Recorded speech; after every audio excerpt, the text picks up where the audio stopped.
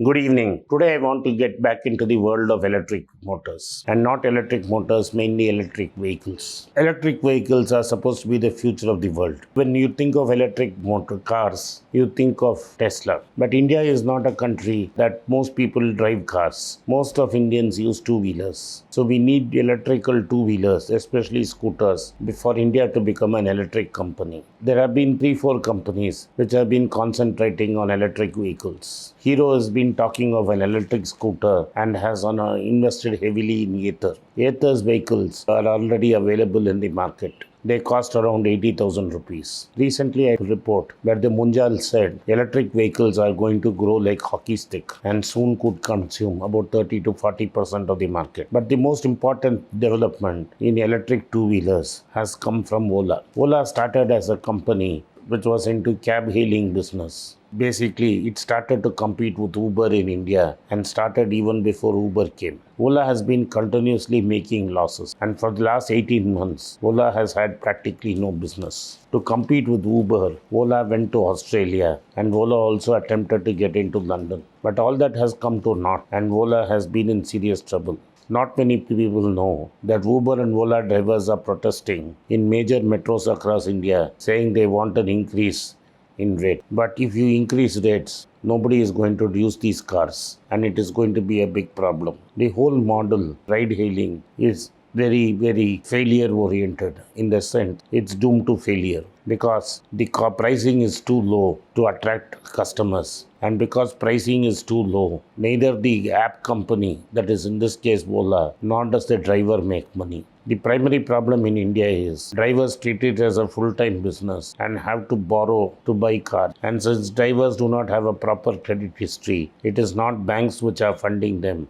Those who funding these vehicles are non-banking finance companies. They charge anywhere between 10 to 14% interest depending on their judgment of the borrower. This, along with rising prices of petrol and diesel, have made Ola and Uber unprofitable in India, leaving a lot of angst among its drivers. The claim is that Ola and Uber are charging too much money from their clients, that is basically drivers, and they do not give enough rides. The point is there are too many customers, then Ola can distribute rides. If they raise prices, the number of users drop quickly. So there is a problem. So this is a classic chicken and egg problem. Try to debate which comes first, chicken or the egg. So these are basically not tech companies. These are companies which have used tech to use incongruities in the labor market. They have used technology to make the taxi market more efficient. But the costs are so high, it is not possible to make a profit out of it.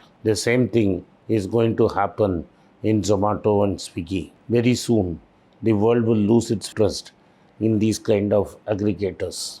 These guys don't make money. In the time of ultra easy money, the investors are playing pass the parcel. And when the music stops, one who is holding the package is the loser. So there was definitely hope that Ola would move out of the ride-hailing business. About 2 years back, Ola made a new foray. They said they would make electric vehicles. Ola announced that it would make Ola electric scooters in Tamil Nadu, in Hosur. Hosur is an industrial town which is only 50 kilometers from Bangalore, from where Ola is headquartered. So Ola Electric started 2 years back. As usual, the usual suspect, SoftBank, invested $250 million in Ola Electric. Then they started building a mega factory, saying it is a factory for the future and Ola scooters would be built on them. The claim is that Ola would make 10 million vehicles per year in that single factory. The